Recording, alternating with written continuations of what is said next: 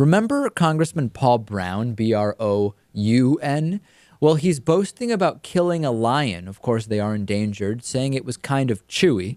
Raw Story has a story about this. This is a Republican congressman from Georgia, and he's trying to woo Georgia voters with tales of his hunting prowess. And in his office, I guess he has all sorts of taxidermied animals. And he did an interview where he bragged about eating all sorts of different dead animals and talked about eating lion. And there's actually a video that was done a couple of years ago where they interviewed him in his office. Let's look at a little bit of that. He talks about how eating lion wasn't that good. This lion came from Zimbabwe.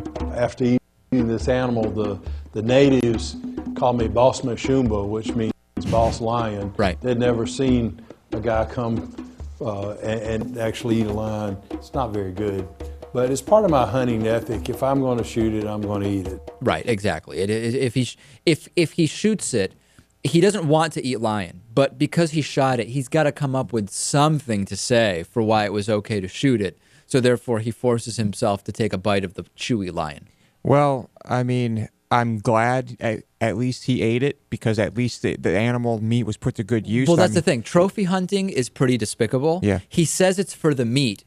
And then he gets the animal taxidermied, but he says he doesn't really like the meat. In other words, he's kind of having a piece of it in my mind to like get it on the record that it was for the meat. Anyway, if he killed the lion with a spear he made himself, I would have been pretty impressed. But I'm not impressed about any of this. The lion population in Africa has been reduced by half since the early 1950s. Less than 21,000 lions remain in all of Africa.